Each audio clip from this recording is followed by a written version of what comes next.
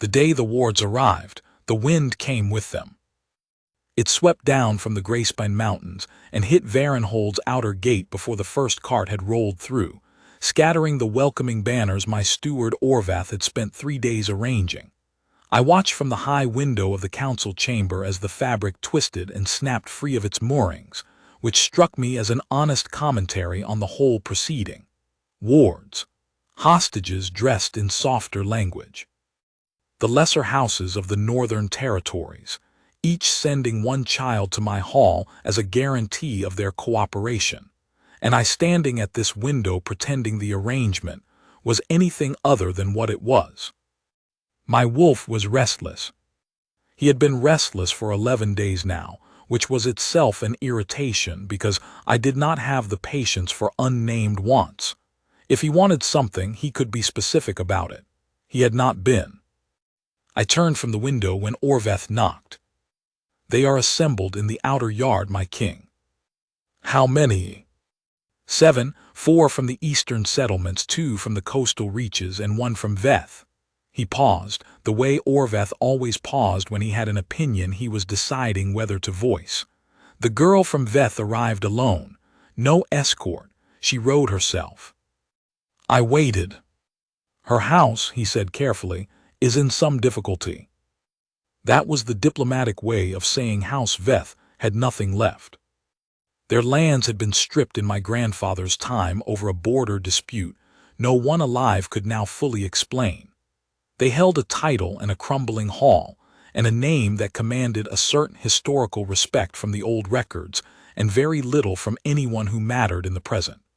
I had accepted their ward as a formality, and because refusing them would have looked petty in front of the other houses, not because I expected anything from them. "I'll see them in the receiving hall," I said. The receiving hall of Varenhold was built to intimidate, and I had never felt the need to apologize for that. Black granite columns rising 40 feet to a vaulted ceiling, the founders' banners hanging in pairs, the Moonstone in its iron cradle at the far end, dark and silent as it had been for 3 centuries. I took my position at the head of the hall and let the wards file in. They were a predictable assortment. Lord Caskin of the eastern borders had sent his youngest son, a broad boy of perhaps 20 who looked around the hall with the frank appraisal of someone calculating what everything was worth. Lady Pren's family had sent a daughter, a composed young woman who performed her curtsy with the precise depth of someone who had rehearsed it 40 times. The coastal houses sent 2 brothers who stood too close together and kept exchanging glances. The 2 from the eastern settlements were unremarkable. And then last, the girl from Veth. She entered without ceremony, because there was no one to announce her with any particular gravity. Orvath had simply called the name. She was of moderate height, dark-haired, dressed in a traveling cloak that had been well made once and was still presentable but carried the particular quality of clothing that had been cared for meticulously in the absence of the means to replace it. She did not look at the room the way the others had. She looked at the Moonstone. Just for a moment, a single, still glance at the iron cradle and the dark stone within it. Then she turned her eyes forward and completed the walk to the line of wards and stood exactly where she was supposed to stand. My wolf went absolutely silent. Not still, that was not the right word for it. He had been restless and pacing for 11 days, and in the moment she came through the door, he simply stopped, as though he had found the thing he had been looking for and had no further need to search. I said nothing. I looked at her for precisely as long as I looked at any of the others, not longer, not shorter, and then I gave the standard address to the assembled wards and dismissed them to Orvath's care. I spent the rest of the evening trying to think about the problem with the eastern road, and finding that I could not keep my attention on it. Her name was Sable. Sable of the House of Veth, which had not mattered to anyone in a generation, and mattered very little to the current gathering of lords and ladies who made up my court's inner circle. I learned this from watching, which is how I had learned most things worth knowing. Lord Caskin's son, his name was Den, though I mostly thought of him as Caskin's loud one, decided within approximately 2 days that the hierarchy of wards needed to be established, and he set about establishing it in the precise manner you would expect from a boy raised in a border house that believed loudness was a form of power. The ward from the coastal houses got a table in the secondary hall. The eastern settlements too were assigned to the apprentice tables. Sable of Veth was placed at the very end of the lowest table, beside the door to the kitchens, in a seat that was technically a seat only because someone had found a stool. I was told this by Orvath, who reported it with careful neutrality. "And she said nothing?" I asked. "She sat down," Orvath said. "She asked the kitchen runner to confirm the time of the morning meal, then she ate." I looked at him, he looked at me. "She is from Veth," I said. "She is," said Orvath. The implication, which neither of us stated, was that a woman from Veth had likely been navigating indignities for long enough that she did not find them worth remarking upon. This was not a comforting thought. I did not move her seat. Moving her seat would have communicated something to Caskin's boy that I was not yet ready to communicate, and I had learned long ago that a king who moves pieces on the board too early loses the ability to use those moves later. So I noted the arrangement, and I watched, and I kept my wolf on a short internal lead, and I waited to see what she would do. What she did was this: she ate her meals without complaint. She attended the morning briefings to which the wards were invited. She spoke when spoken to and not otherwise, and she learned the names of every servant in the East Wing within 3 days of her arrival, not just the senior staff, the kitchen runners, the girls who swept the floors, the old man who brought wood for the fires. She knew their names, and she used them, without performance, the way you use the name of someone whose name simply matters. Orvath told me this as well. He had taken to monitoring the East Wing with an attention that I chose not to examine too closely. "The stable hands have been talking about her," he added on the 4th day. "In what regard?" "The Thornberry mare. She's been lame these past 6 months. The stable master had more or less given up on her. The knee swelling won't respond to the usual treatments. The girl from Veth went to the stables on the 2nd morning, apparently, because she wanted to see what horses were in the keep. She spent 2 hours with the mare, asked questions about the swelling, the timing, what the animal had been eating." He paused. "She told the stable master she thought it was a response to the clay in the eastern pasture soil, recommended moving the mare to the western paddock, and adding a particular mineral supplement to her feed. And the stable master initially dismissed the suggestion. She did not argue. She thanked him and left." Orvath's expression was very carefully neutral. "The stable master reconsidered the following morning. The mare has been in the western paddock for 2 days now, and the swelling has decreased by roughly 1/3. I said nothing. "The stable hands think very highly of her," Orvath finished. My wolf, at this, produced a feeling that I could only describe as satisfaction, which I found deeply inconvenient. The difficulty was that I had no logical framework for what I was experiencing. Varenhold's king does not form attachments to wards.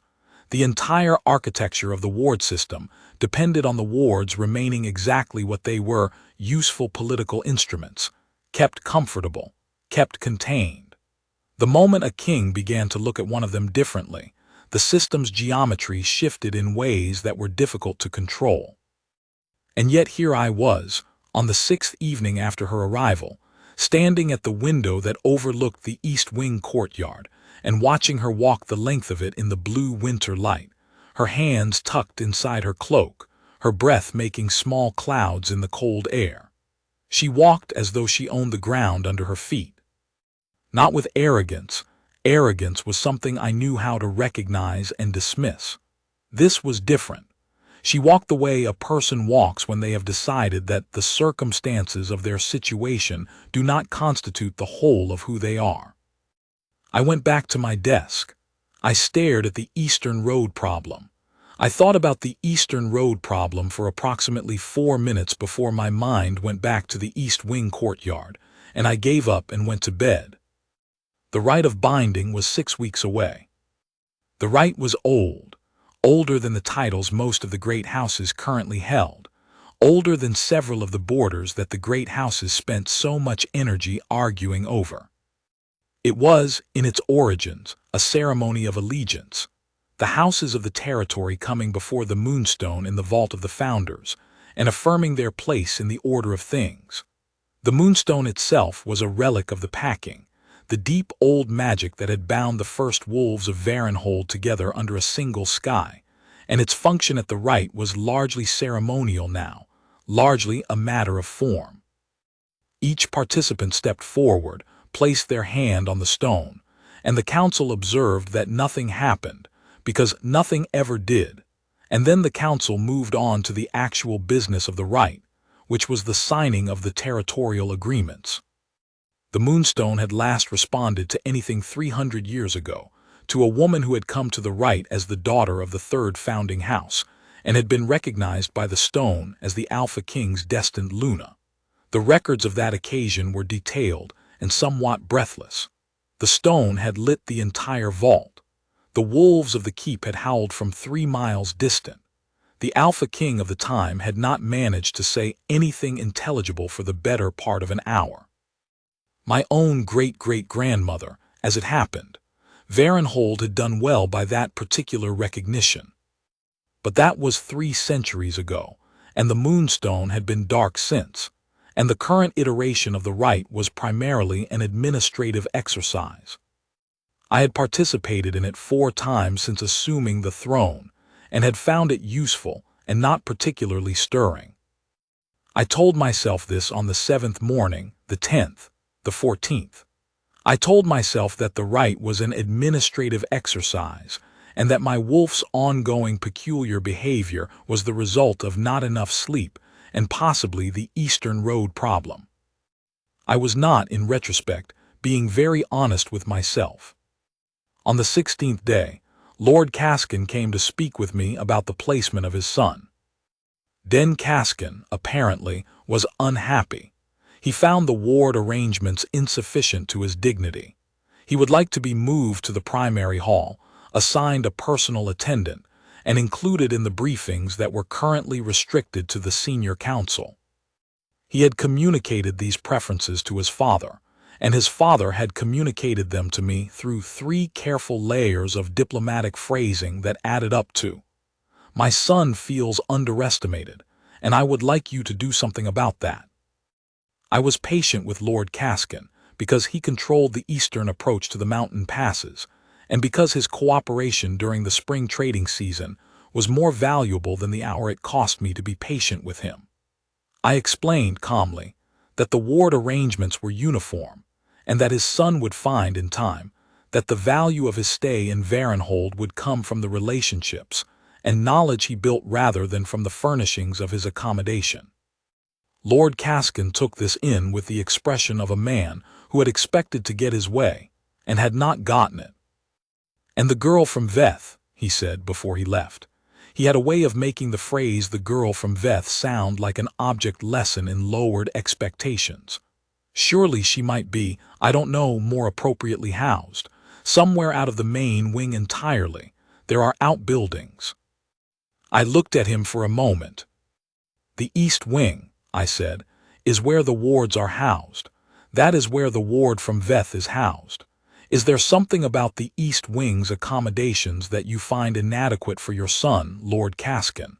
I can certainly review the arrangements." He understood the implication. He did not bring up the girl from Veth again in that conversation. But I noted it, the same way I noted everything, and I found that I had set it aside in a particular part of my mind where things were kept for later use, and my wolf had produced, at the phrase "the girl from Veth" from Caskin's mouth, a low and unambiguous sound that was not precisely anger and was not precisely protective and was absolutely both. On the 21st day, I went to the archive. This was not unusual. I used the archive regularly. What was unusual was that I went in the evening, which I did not typically do, having told myself that I was going because I needed to check a particular record regarding the Eastern land titles, and not because Orvath had mentioned that the ward from Veth had been spending her evenings there. The archive occupied the lower level of the old tower, the one that predated the main keep by perhaps 200 years. The walls were thick and cold, and the air smelled of old parchment and the particular mineral quality of very old stone. The archivist was Elder Howe, who was 73 years old and had been working in this archive for longer than I had been alive, and who regarded almost everyone with serene indifference except the things in his care. When I came through the door, Elder Howe was at his table with a lamp and a volume of territorial records, which was where he always was. And across the room, at the secondary table near the east wall, Sable of Veth was seated with a different lamp and what appeared to be one of the Founding-era records. The old ones. The ones that required reading knowledge of the archaic script that was no longer taught in most of the territory's schools. She looked up when I entered. I was briefly aware that I had not prepared myself for looking at her directly in a quiet room with good lamplight. The receiving hall had been full of people and ceremony, and I had been managing several things at once. The East Wing courtyard had been at a distance. This was neither of those things. This was a quiet room, and she was sitting perhaps 12 feet away with a lamp making warm light on the side of her face, and my wolf, very distinctly, did not move. "My king," she said, and rose to her feet. "Sit," I said, which was perhaps more abrupt than I intended, and she sat, and I went to the section of the archive I ostensibly needed and extracted the volume on the Eastern land titles, and I sat at the main table near Elder Howe and opened it, and I did not look at her again for several minutes. I heard the sound of a page turning, then quiet, then another page. "The archaic script," I said eventually. I had not meant to say it, it simply came out. She looked up. "You're reading the Founding-era volume," I said, and I kept my voice even, the way I kept most things even, which was through practice and discipline rather than through any natural equanimity.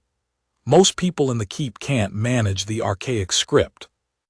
"Elder Howe taught me the basics," she said. 3 years ago, when I wrote to him from Veth regarding a land survey record we'd lost, he was kind enough to correspond. When I arrived here, I asked if I could continue the lessons. I looked at Elder Howe, who was reading his own volume with tremendous absorption and giving absolutely no sign of having heard any of this, which was his way. "What are you looking for?" I asked. A pause, not a defensive pause, she was not, I had already established, a person who was easily made defensive. It was the pause of someone deciding how much of an honest answer was appropriate. "The founding records refer to a property in the southern foothills that my house held before the border dispute," she said. "The terms of the settlement are described differently in 3 different volumes." I was trying to find the original grant document to establish which version is accurate. I considered this. Why does it matter? The border dispute is settled, the property transferred. She held my gaze for a moment. Her eyes were dark and very steady. "Because the settlement terms, if accurately recorded, would establish that one of our pasture boundaries was incorrectly drawn, not by much, perhaps 2 acres, but they're productive acres, a breadth. I am not in a position to pursue the matter formally, I know that, but I would like to know what is true." I looked at her for a long moment. "Section 4, I said. "The original grant documents from the founding era are in Section 4 behind Elder Howe, the 3rd shelf, large brown binding with an iron clasp." She stood. She went to the shelf. She found the volume and brought it back to her table and sat down and opened it with the careful hands of someone who understood what they were holding. I went back to the Eastern land titles. We sat in the archive for another hour and 20 minutes without speaking. It was, without question, the most comfortable hour and 20 minutes I had spent in recent memory, which I spent considerable effort not examining. When she rose to leave, she said, "Thank you," not with any particular warmth or flourish, just the word and the meaning behind it, clean and exact. "The archive is open to the wards," I said. "I know," she said. "I was thanking you for the specific shelf." She left. I sat with the Eastern land titles and my wolf, who was doing something I could only describe as glowing, and I looked at Elder Howe, who was still reading his volume with perfect absorption. "Not a word," I said. "I'm reading," said Elder Howe. I began making reasons to be in the archive. This was not my proudest behavior as a king, and I was entirely aware of it, and I continued doing it anyway, because the alternative was to not be in the archive in the evenings, and that alternative produced a restlessness in me that I found entirely impractical. My wolf was intolerable on evenings when she did not come. He paced. He produced the emotional equivalent of pointed questions. I found myself at a window more than once staring at the East Wing courtyard, which told me something that I was very deliberately not putting into words. 3 weeks before the rite, she came in with a question about the water rights documentation along the Veth border, a separate matter from the pasture boundary, she explained, but related, in that she was trying to understand the extent of what the settlement had and had not taken. And I found myself actually engaging with the question, not as the king who kept a politically useful ward, but as someone who had opinions about land rights documentation, and found that she had precisely calibrated and well-reasoned opinions in return. Elder Howe, during this exchange, turned one page over approximately 45 minutes. I do not believe he was actually reading. "You've gone through all of the Founding Era volumes?" I asked. "The ones relevant to the southern foothills," she said. "I've also been reading the packing histories, the early ones." "Why?" She considered the question in that particular way she had, where you could see her deciding not whether to tell you the truth, but which part of the truth was the right place to start. "Because the founding story of Varenhold isn't what most people summarize. The common version leaves things out. The original accounts are more interesting." "What does the original account leave in that the common version leaves out?" She looked at me for a moment with an expression I could not quite read. "The founding Luna," she said. "Most of the summaries describe her as of one of the 3 founding houses, which is accurate but not specific. The original records name the house. It's an interesting name." I waited. "It's House Veth," she said. The archive was very quiet. I could hear the specific silence of stone walls and old parchment and the small sound of Elder Howe's lamp. My wolf was entirely, profoundly still. "The founding Luna was of House Veth," I said. "According to the original grant documents and the packing history of the first Alpha King." She said it without drama, without anything other than the steady quality of a person stating a fact they have established through careful research. "The house declined significantly in the 2nd generation, due to a succession dispute.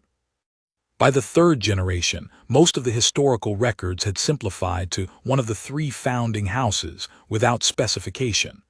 By the time of the border dispute with my grandfather's grandfather, even the family's own records were imprecise on the point."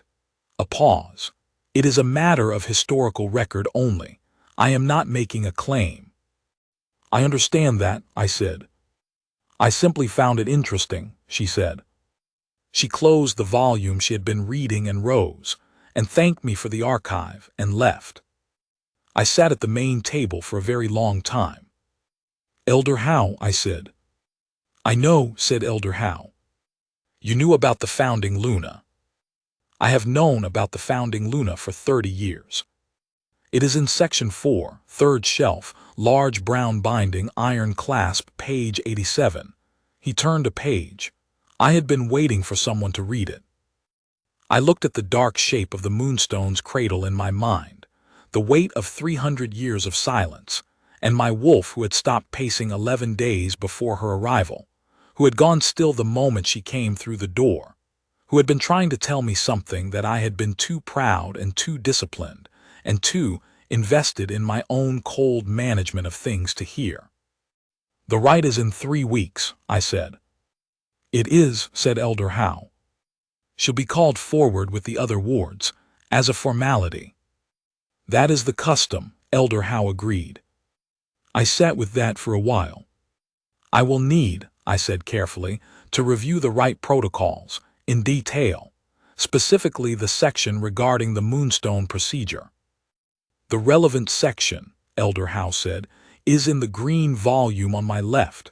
I set it out this morning as it happens. I looked at him. I'm very old, Elder Howe said, and I have been in this archive for 50 years, and I read everything. He picked up his lamp and set it a little closer to the green volume. The protocols are quite clear. Every person present at the rite may be asked to come forward. The Alpha King has the right to call any participant at any point in the sequence. It is traditional but not mandatory that the wards go last. The Alpha King has the right to determine the order. The Alpha King has the right to determine the order, Elder Howe confirmed. I picked up the green volume. The next 2 weeks moved differently. I had spent 23 years being a very specific kind of king, precise, cold where precision required coldness, strategic in the way of a person who had learned early that strategy was the only form of power that did not eventually turn against you. My father had been warm and charismatic, and had made errors of sentiment that had cost Varenhold 2 decades of border stability. I had made a decision, young, that I would not make those errors. I would not be warm with people who wanted something from me. I would not be moved by things that were designed to move me. I would understand the system I operated in, and I would operate it correctly, and Varenhold would be stable and strong, and the people in my care would be fed and protected, and not sold into somebody else's political problem. This had worked very well for 23 years. It was working considerably less well now. I watched her at the morning briefings, which I had begun attending with more regularity than was strictly necessary on my part. She listened. She listened the way some people read, with complete attention, tracking implications, turning information over. When she asked questions, which was rarely, they were precise and went directly to whatever had been left vague in the presentation. The senior council members had initially directed their answers somewhere between her and the wall, in the manner of people who were acknowledging the question without quite acknowledging the asker. By the 3rd week, they were directing their answers at her directly, because she was clearly following and because it was simply inconvenient not to. Den Kaskin did not share his council's evolving assessment. He had taken to making comments, in the particular low voice that is designed to be heard only by the people immediately around the speaker, about the ward from the fallen house, the girl who should be in the outbuildings, the nuisance of having a nobody at the table. He was careful not to make these comments within any range of me, because he was not entirely stupid. He made them to his companions, 2 of the other wards who had attached themselves to him in the way that certain young people attach themselves to whoever appears most locally powerful. I know this because Orvath told me. He is, Orvath said carefully, creating a certain atmosphere. What does she do? Nothing. She hears it. She is not far enough away to miss it. She gives no reaction. I thought about this. What do the kitchen staff do? Orvath looked at me. I beg your pardon. The kitchen runners, the servants in the east wing, the stable hands, the ones whose names she knows. I paused. What do they do when Kaskin's boy makes his comments? Orvath was quiet for a moment. There is, he said, a certain quality to the service that Den Kaskin receives in the east wing. Nothing that could be complained about, nothing withheld, nothing damaged, simply a quality of efficiency without warmth. He cleared his throat. The girl from Veth receives warmth. My wolf produced the feeling of approval in such concentrated form that I had to put the dispatch I was reading down on the table and breathe for a moment. That will do, I said. My king. It will do, I said. As things stand, don't interfere. Orvath understood. He left. I picked up the dispatch. 10 days before the rite, she came to the archive later than usual, just before the evening bell, and I was there before her. And when she came in and saw me at the main table, she paused for a fraction of a moment, and then came in and sat at the secondary table and opened her volume. We worked in silence for a while. This had become something I did not try to explain. Two people working in a room in quiet that was not the absence of conversation, but the presence of something more comfortable than conversation. "The Veth boundary record," I said. "I reviewed the settlement documents." She looked up. "The archivist in the Eastern office made an error in the survey," I said. "Not deliberately. In my assessment, it was a measurement error in the secondary boundary markers. The original grant and the settlement terms both support the 2-acre boundary you described." I set a folded document on the table. "This is a notation I've drafted. It doesn't restore the land. That would require a formal proceeding that I suspect you don't want, given your current situation, and that would take more than the duration of your wardship to resolve. But it is an official notation in the territorial record that acknowledges the survey discrepancy, and it will be there when the time comes." She looked at the document. She looked at me. "You didn't have to do that," she said. "No," I agreed. "And you gain nothing from it." "Not materially," I said. A pause. She picked up the document and read it carefully, which I had expected. She read everything carefully. Then she set it down with a precision that I recognized as the action of someone who is holding something more than they are letting themselves show. "The founding Luna," she said. "You looked her up." "I read the accounts," I said. "And?" "The accounts are detailed and specific," I said. "The Moonstone, the packing records, the lineage. The historical case is solid." "It doesn't mean the stone will respond," she said. 300 years is a long time. The magic may have diminished, faded. The founding houses intermarried extensively. There are probably 20 people in the territory who carry that bloodline in some attenuated form." "Probably," I said. "And the rite is a formality," she said. "It has always been a formality." "It has been a formality," I said, "because the stone has been dark for 300 years. She was quiet. "There is something I would like to explain to you," I said, "about the rite's procedure. Specifically regarding the order in which the participants come forward." She looked at me. In the lamplight, her eyes were very dark and very steady and full of something she was managing with careful discipline, the way I managed most things. "The king calls the order," I said. "Yes," she said, "I know. The wards are traditionally last. There is nothing in the protocol that requires them to be last." A long silence. "Aldrich," she said. It was the first time she had used my name. Not my king, not a title, just the name, and my wolf went completely still in the particular way he went still when something he had been waiting for arrived. Not the restless stillness, the other kind. "I am not making a claim," she said again. "I know," I said. "I'm not asking you to. The stone may do nothing. It may. And if it does nothing," she said, "you have called a ward from a fallen house forward in a particular sequence at the most significant ceremonial event of the year, in front of the entire council. The implications will." "The implications," I said, "will be what they are." She studied me for a long moment. Outside the archive, the evening bell rang. "Why?" she said. It was a very simple question, and it carried considerable weight. I thought about 23 years of careful strategy. I thought about my father's warm errors.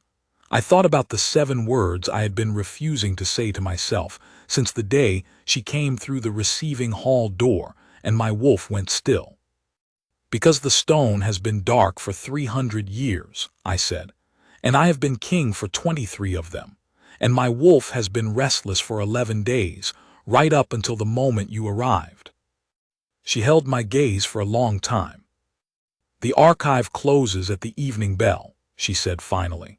She said it in the voice of someone who is buying herself time to think, which I recognized because I did the same thing with administrative facts when I needed a moment. "It does," I said. She rose, she put on her cloak. At the door she paused. "I'll be at the right," she said. "I know," I said. She left. I sat in the quiet of the archive with Elder Howe, who was reading the green volume with perfect absorption, and my wolf, who was for the first time in 23 years something close to content. The 9 days before the rite were the most difficult 9 days I had spent as king, and that included the 3 days I had spent managing the Eastern trade dispute, which had involved 2 lords, 140 horses, and a fire. The difficulty was this: I knew something and I could not act on it, and I could not unknow it, and I had to continue being a functioning king in the meantime. The Eastern Road problem still needed solving. The coastal trade agreements needed review. Lord Caskin needed managing. The rite itself needed preparation. I did all of these things with what I hoped was my usual competence and what Orveth privately described, when I asked him how I seemed, as somewhat focused. She did not come to the archive for 3 of the 9 days. My wolf was categorical about this. On the 4th evening she came, and she sat at the secondary table, and I sat at the primary table, and we read, and neither of us referred to what had been said on the evening of the 10th day, and the silence was comfortable in the particular way that silences are comfortable when both people in a room understand each other. On the 7th day before the rite, Den Caskin found an occasion to make his particular style of comment within, I believe, deliberate range of my hearing. We were in the corridor outside the council chamber, a group of us, and Sable was among the wards attending the briefing, and Den said in his carrying way to one of his 2 companions, the ward from the fallen house, "Does she understand that being called forward at the rite is a formality? Someone should probably explain it to her, so she's not confused about her position." The corridor went quiet. I had been mid-sentence, addressing a council note to one of my senior advisors. I finished the sentence. I handed the note to the advisor. I turned to look at Den Caskin, who, to his credit, recognized that he had miscalculated and went a color that I associated with cold weather and personal regret. "The rite of binding," I said into the quiet corridor, "is not a formality. It is the most significant ceremonial obligation of this keep. Every participant comes forward with full dignity, or they do not come forward at all." I looked at Den Caskin with the particular quality of attention I reserved for problems that needed to be solved with finality. "Is there a confusion about this that requires further clarification?" Den Caskin said, at much lower volume than usual, that there was not. "Good," I said, and walked on. Behind me I heard nothing, not Caskin, not his companions, not the movement of anyone trying to fill the silence. I did not look back. But I was aware, in the way I was aware of most things, of where Sable of Veth was standing in that corridor, and of the quality of the silence she was maintaining, and of the fact that she had not moved during any of that exchange.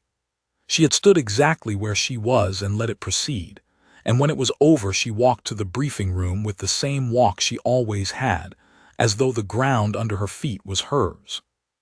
My wolf, in the entirely undignified way he had adopted over the past several weeks, produced a warmth that I found I no longer wanted to argue with. 2 days before the rite, I reviewed the protocols one final time. Elder Howe sat across from me in the archive and confirmed, for the 3rd time, the specifics of the Moonstone procedure. The stone rested in its iron cradle in the vault of the Founders. Each participant was called forward to place their palm flat on the stone's surface. Historically, nothing happened. The council observed, the king confirmed, the ceremony continued. The exception, the single documented exception in Varenhold's 3 centuries of performing this rite, was the occasion of the 3rd Alpha King and the daughter of House Veth, when the stone had lit the vault in a gold so bright that the written accounts could not agree on whether it was more like fire or more like sunrise. "If the stone responds," I said, "what is the protocol?" Elder Howe looked at me over the lamp. "There is no established protocol," he said. "The occasion was singular. The account simply says that the Alpha King took her hand and named her before the council. He named her those words. He said her name, and then he said in the old form, 'This woman is the Moonstone's choosing. She will stand beside me.'" Elder Howe paused. The council bowed. The wolves in the keep were apparently already howling. I read it again. "In the current form," I said, "the equivalent phrase would be." "There is no current form," Elder Howe said. "This has not happened in 300 years. You would say what you meant." He looked at me with the serene patience of a very old man who had been waiting for this specific conversation for some time. "What do you mean?" I sat back. What did I mean? I meant, what did I mean? 23 years of careful strategy and cold management of things. And here I was in the archive at the evening bell, asking a 73-year-old archivist what I meant about a woman who read the old script and knew the names of the stable hands and walked as though the ground was hers, and whose house had fallen 3 generations ago, and who had come to my keep alone and uncomplaining, and had set about the quiet business of learning everything she could reach, and whose wolf blood was 300 years old, and whose palm had not yet touched the Moonstone. "I mean," I said slowly, "that Varenhold has been without a Luna for 23 years. "It has," Elder Howe said. "And that a king without a mate is a different kind of king than a king with one," I said. "Not better or worse. Different. My grandfather was a different kind of king than my father. My great-great-grandfather was a different kind of king than either of them." "The last kind," Elder Howe said quietly, "after the founding Luna." "After the founding Luna," I said, "who was of House Veth." The archive was very quiet. "I mean," I said, "that if the stone responds it will not be a surprise to me, and that I intend to be clear about that, to her first, and then to the council."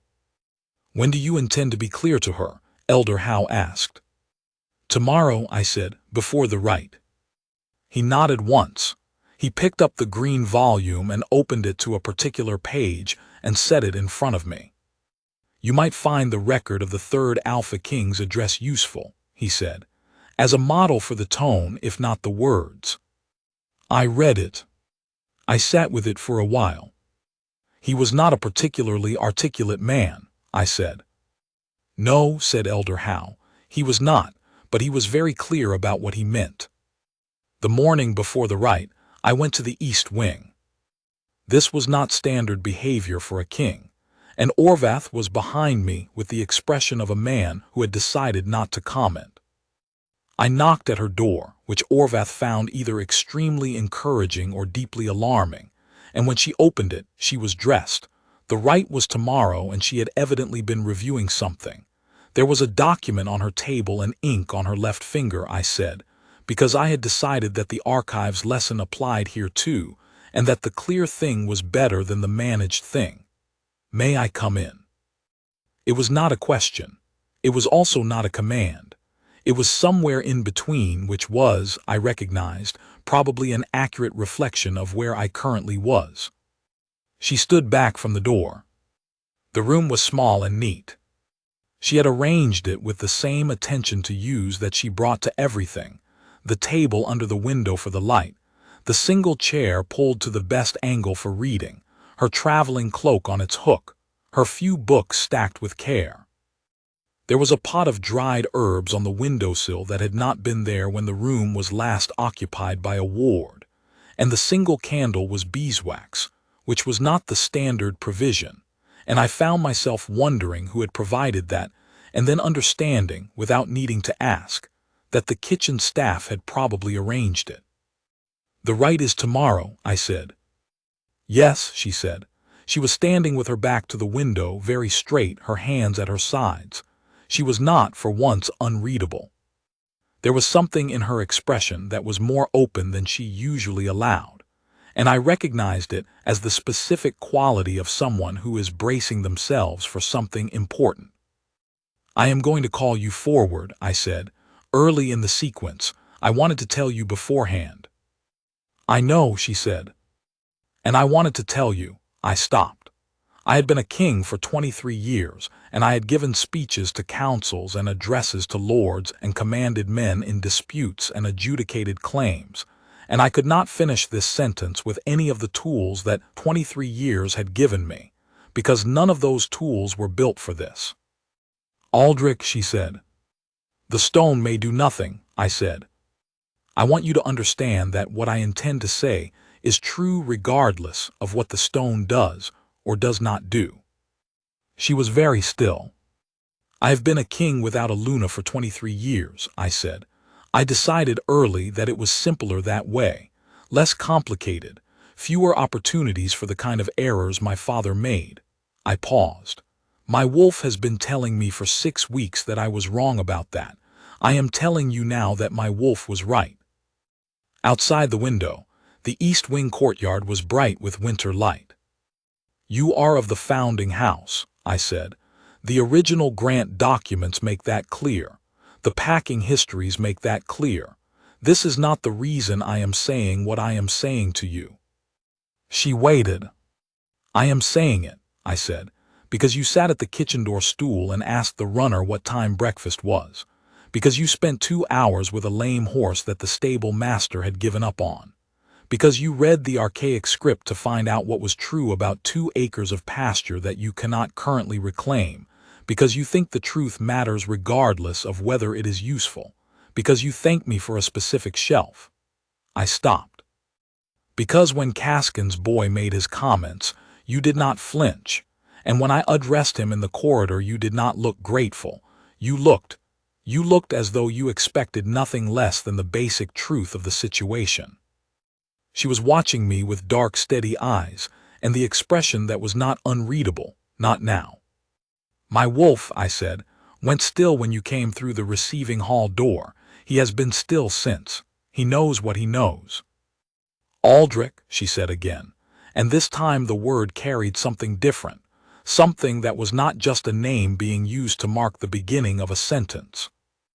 "I am going to call you forward at the right," I said. "And I am going to stand exactly where I should stand when the stone responds. And if you would prefer that I not, if this is not what you want, tell me now, and I will call you forward at the end of the sequence as is traditional, and we will both know what we know and it will remain between us, and I will be a king who respects what you choose." A very long silence. In the east wing courtyard, a bird, I think, one of the small winter ones, was moving through the cold air. "I don't know what the stone will do," she said. It was not an answer, and it was also, I thought, a way of beginning one. "Neither do I said. "And if it does nothing, you will have called a ward from a fallen house forward in a particular sequence in front of the entire council. And the implications—" "I know the implications," I said. "I said this in the archive. The implications will be what they are." She looked at me for a long moment. I did not look away. "The stable master," she said quietly, "changed the feed because he thought it was the right thing to do for the horse, not because anyone was watching." I looked at her. "That is what I thought of," she said, "when you reviewed the boundary survey." A pause. "And when you addressed Lord Caskin in the corridor." Another pause. "And when you came here this morning." My wolf, very quietly and very completely, settled. "I will be at the right," she said. "I know," I said. "And I will step forward when you call me." "I know," I said. She held my gaze. "I don't know what the stone will do," she said again. "Neither do I said. "But I know what I'll do, and I wanted you to know it before you stood in front of the council." She nodded once. It was not a small nod. It carried weight. "Thank you," she said, "not for the shelf, for something larger and more complicated and real." I left. Orvath was in the corridor, reading a dispatch with profound attention. "Not a word," I said. I didn't hear anything, Orvath said. In the 7th week, there was trouble with the Northern Road Party. A group of 4 from the eastern settlements, minor holders, traveling to a supply depot, had been held up at the Gracebine Pass by an early snowfall and had sent word that they needed assistance. The matter came to me through the usual channels, and I dispatched a relief party with the appropriate supplies and personnel. Standard practice, nothing remarkable. What was remarkable was that Sable of Veth had already, independently, identified the situation from a weather record she had found in the archive, and had written out a supply list that covered precisely the items the relief party needed, with 2 additions that my own steward's preliminary list had not included, one being a specific wool preparation useful for exposure to wet cold, and the other being a note about a shepherd's hut approximately 2 miles from the standard relief point that was in better repair and better located than the standard point. She had given the list to Orvath before I had issued the dispatch. Orvath had incorporated her additions into the relief party's supply list and had sent the party on.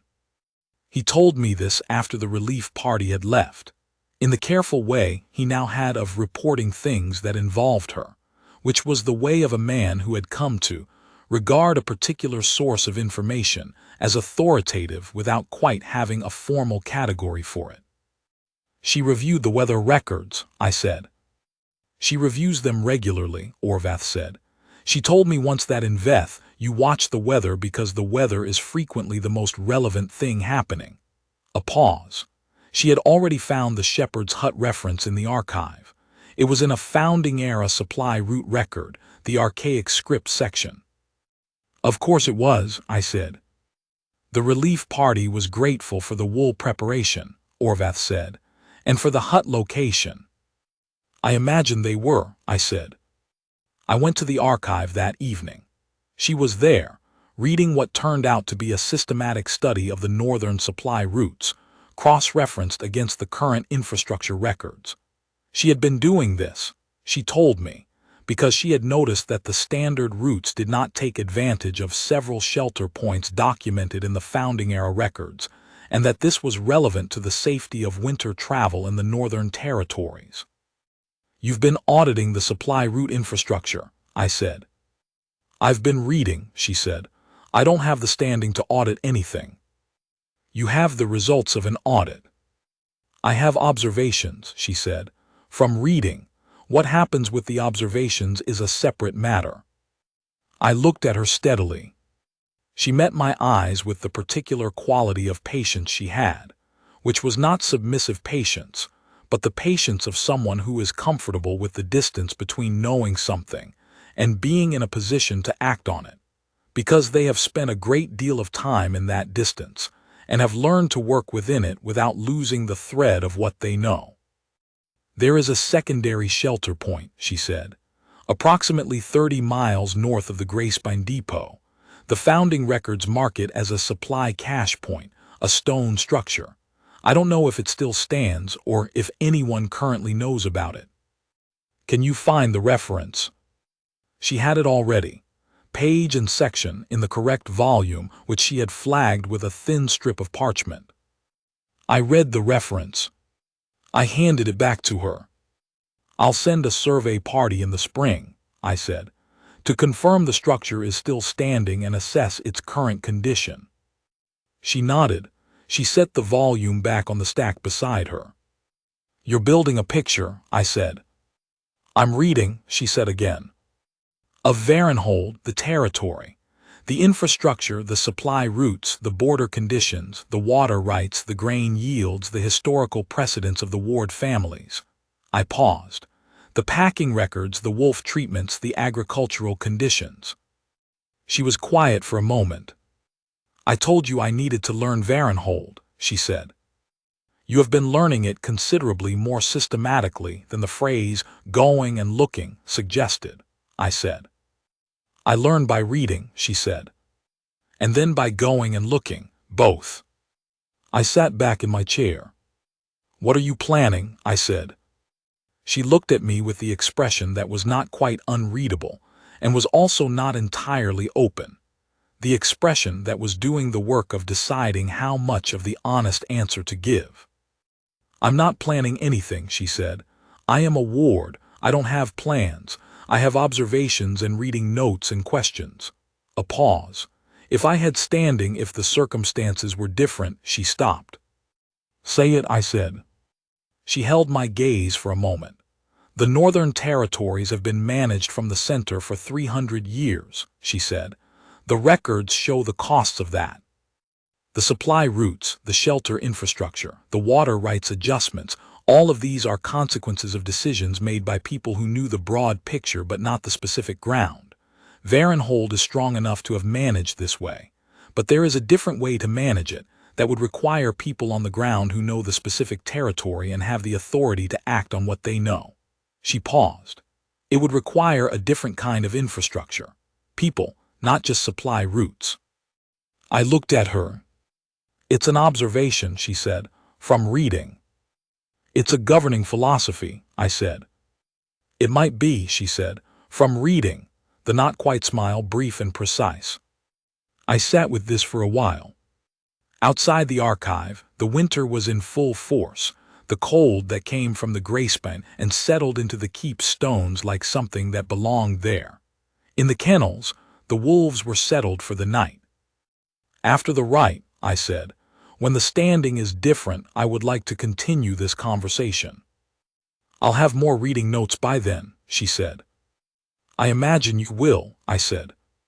We sat in the archive until the evening bell, and when we left we walked in the same direction for a portion of the way, which was the first time we had walked anywhere together that was not a formal proceeding, and my wolf walked quietly alongside my better judgment, and the torchlit corridor of the keep was warm, and the night outside was cold, and the distance between the archive and the east wing was the right length. On the day before the rite, the gray wolf died. She died in the morning, quietly, without distress.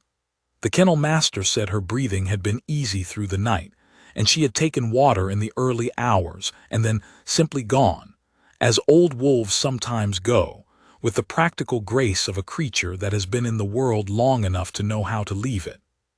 The kennel master sent a runner to the east wing with the news. Then he sent a runner to the council chamber. I received the council chamber message first and went to the kennels.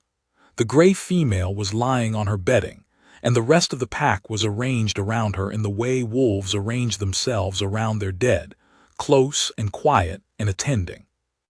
When I arrived at the kennels, Sable was already there. She was sitting on the floor of the kennel, not standing, not at a careful distance on the floor, with her back against the wall and her hands still. The pack had arranged themselves around the gray wolf, and 3 of them had their heads against Sable's legs, which was not behavior I had ever seen these wolves exhibit with anyone outside the kennel master and myself. She looked up when I came in. She did not say anything. She did not apologize for being there, or explain her presence, or perform the particular deference she maintained in formal settings.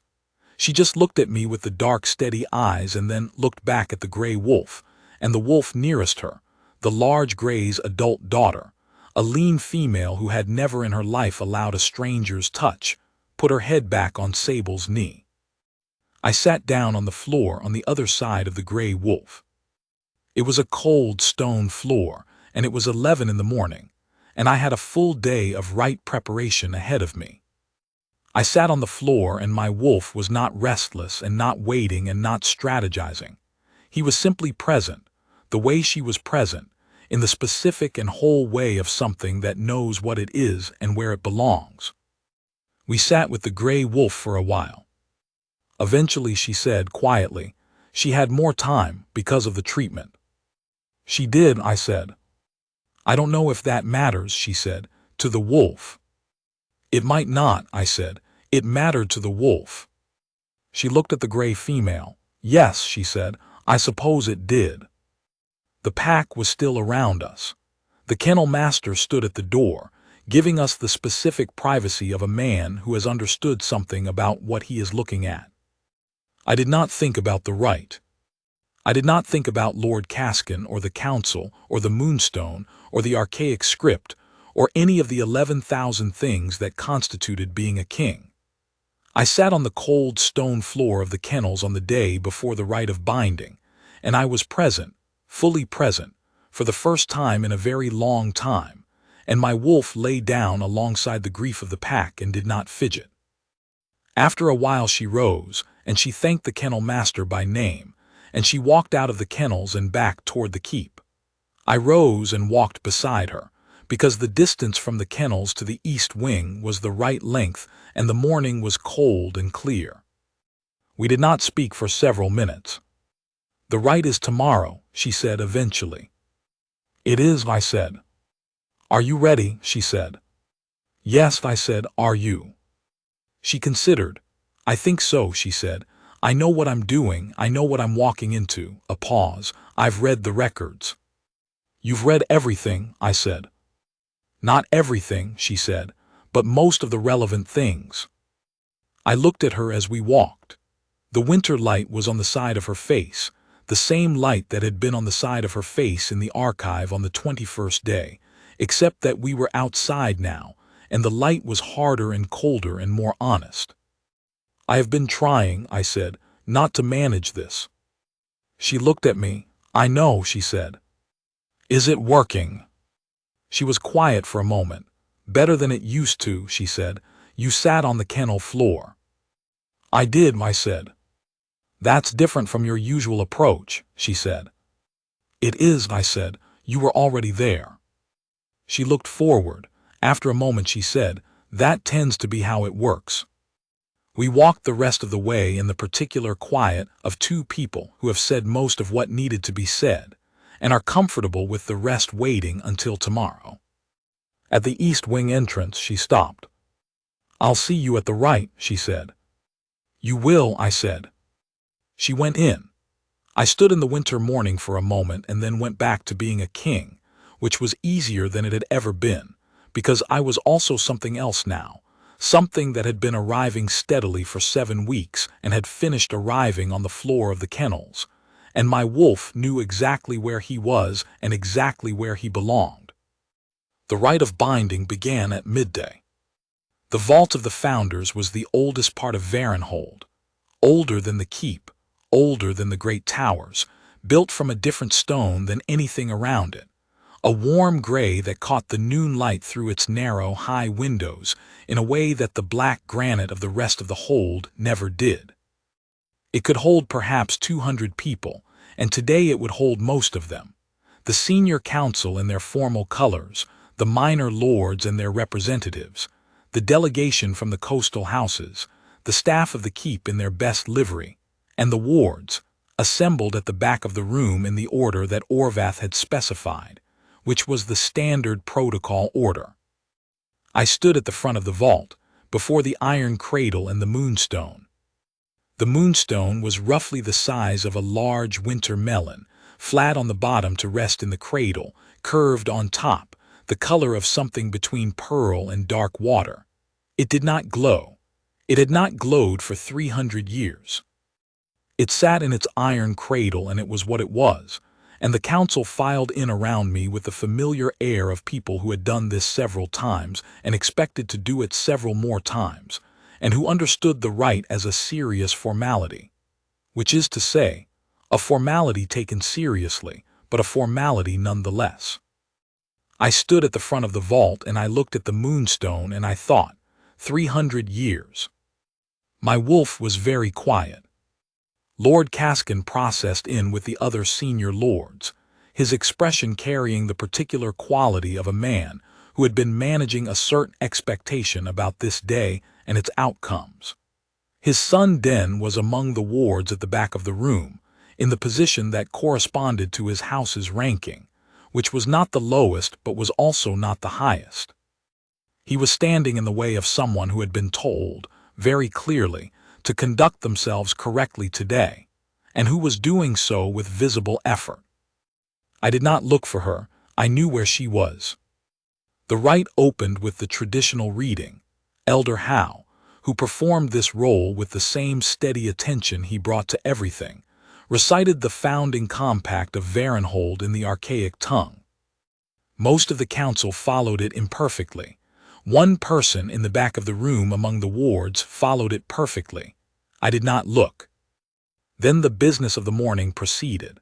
The territorial agreements, the signing of the coastal trade arrangement, the formal acknowledgement of the Eastern Settlement's contribution to the Varenhold Road project. These things took 2 hours and I managed them with my usual efficiency, and when they were concluded, Orvath called the proceedings to the Moonstone procedure. The council came forward first, which was always the sequence. One by one, the senior lords placed their palms on the stone and held them for the prescribed count of 10, and removed them, and the stone did nothing, as it had always done. Lord Caskin, when his turn came, stepped forward with a certain deliberateness that I recognized as the performance of a man who has decided not to feel anything in particular. He placed his palm. The stone was dark. He stepped back. His son, among the wards, would come last in the traditional sequence. The wards were called in the traditional order. The first stepped forward, the young woman from Lady Pren's family, and placed her palm, and the stone did nothing, and she stepped back. The coastal brothers came forward together, which was not strictly protocol but which I permitted, because this day was not about the coastal brothers. The 2 from the eastern settlements. One by one, the stone was dark, the participants withdrew. Den Caskin's name was next in the sequence. I said, Sable of House Veth. The vault went quiet in a way that was different from the procedural quiet of the previous 2 hours. It was the quiet of a room where everyone has processed the deviation from the expected thing simultaneously, and has not yet decided what to make of it. At the back of the room, she moved forward. She walked through the vault the way she always walked, as though the ground was hers, not in challenge or performance, but in the way of someone who does not require the room's permission to occupy it with dignity. The council turned. Lord Caskin turned. His son turned. Every person in that room tracked her passage from the back wall to the iron cradle, and the room was so quiet that I could hear the sound of her boots on the old stone. She stopped before the cradle. She looked at the stone. Then she looked at me. I held her gaze. I gave her the small nod, barely perceptible, that I hoped communicated. I am here, and I know what I said, and what happens next is yours to do, and I will be here regardless. She looked back at the Moonstone. She lifted her right hand, and placed her palm flat on the curved surface of the stone. The light, when it came, was not like anything I had words for. It was not fire exactly, though it had fire's intensity. It was not sunrise exactly, though the written account had used that word and I now understood why. It came from inside the stone, from deep inside, as though the stone were not a stone at all, but the casing of something that had been waiting for the right key, and the right key had just been turned. Gold and white at the center, and something that was not quite a color but was more like heat made visible, spreading from her palm outward through the stone, and then outward through the iron cradle, and then outward into the air of the vault. And the high narrow windows blazed with it, and the shadows in the corners of the room were gone. The Moonstone blazed. I heard from very far away, and then not far away at all, through the walls of the vault, through the walls of the keep, from the kennels and the stables and the towers and the training ground, the wolves of Varenhold beginning to howl. The vault was utterly, completely silent except for that sound. Sable of House Veth stood with her palm on the Moonstone, and the light pouring through her fingers, and she was looking at the stone, not at the room, not at me, with an expression that I could not name except by saying that it was the expression of a person who has spent a long time knowing something is true, and is now watching it be confirmed in front of witnesses. I stepped forward, not as part of any protocol, because there was no protocol. As the third Alpha King had stepped forward 3 centuries ago, when there was also no protocol, only the thing that was true and the woman who had made it visible, and the room full of people watching. I came to stand beside her at the cradle. She turned to look at me. Her palm was still on the stone. The light was still blazing. "Sable," I said. It was not a command. It was not a royal address. It was her name, which I had been careful with since the first time she used mine, and which now I said in the vault of the Founders, with the council watching and the wolves howling through the walls and the moonstone blazing between us. "The stone has spoken," I said, and I did not use the archaic form because the archaic form was 300 years old and this was now. "What I want to say to this room is what I said to you yesterday morning in the East Wing. You are the Moonstone's choosing. You are mine. If you are willing, if this is what you want, I would have you stand beside me, not as a ward, not as a political arrangement, as the Luna of Varenhold." The vault was so quiet. She had taken her palm from the stone, not because the light had dimmed, it had not, but because she turned fully toward me and her eyes were doing something I had not seen them do before, which was to be entirely unguarded. All the careful steadiness, all the management, all the years of navigating without the expectation of anyone stepping forward to say the true thing. It was still there, but behind it was something that had not needed to be guarded in a very long time and was, now, cautiously not guarding itself. "I am willing," she said. Not loudly, not with performance, just the words and the meaning behind them, the way she always gave the meaning behind words. I took her hand. The light from the moonstone, when our hands joined, did something that I have tried to describe accurately in the written account I later made for Elder Howe's archive and have not been able to. It expanded. Not dramatically, not in a way that was frightening. It simply expanded.